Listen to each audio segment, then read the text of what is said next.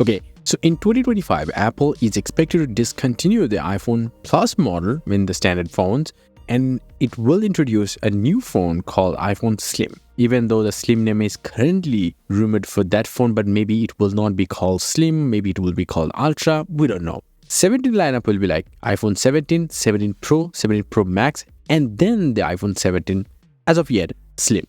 According to the information we have right now, the iPhone 17 Slim will actually be a lot more thinner, or significantly thinner, I should say, but with also aluminum casing rather than titanium casing like the Apple's Pro models.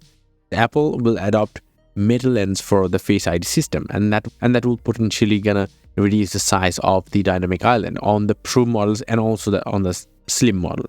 Ross Young says it will feature a 6.55-inch display.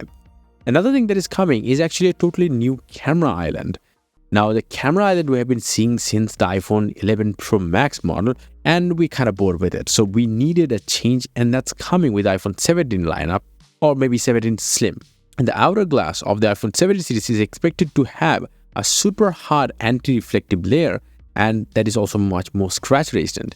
It is not clear whether Apple is planning to adopt the Gorilla Glass armor that Samsung uses inside the Galaxy S24 Ultra or not, which actually reduces the reflection by about 75% compared to the last Galaxy model. So if Apple is able to do that or adopt that, then it's gonna be insane.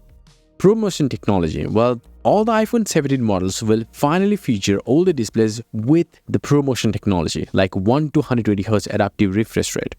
So depending on the content, the display can switch between 1 Hz and 120 Hz to give you the best battery life possible, yet offering the most smooth experience possible.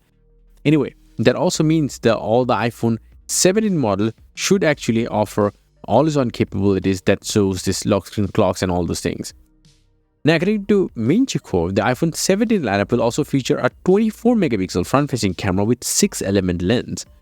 The iPhone 14, 15, all of them actually feature 12-megapixel front-facing cameras with 5 plastic lens elements, so it's gonna be a good improvement. Maybe they're doing it just to offer a sensor crop. Other than that, it will be powered by Apple's A19 chip. I mean, that's kind of expected. It's gonna be based on the TSMC's 300 process node, and then we have the price. I mean, like, it's a bit confusing to me. This model will be much more costlier, or slightly more costlier than the Pro Max model, which currently starts at $1199. That means it's gonna be the highest end model in the iPhone lineup. But then why it doesn't offer the titanium casing? It's confusing, but that's what we know so far. Let me know about your thoughts in the comment section below. What do you think? And yes, if you want, you can get some crazy cool wallpapers up on my website. A link down below. Until the next one, bye and take care.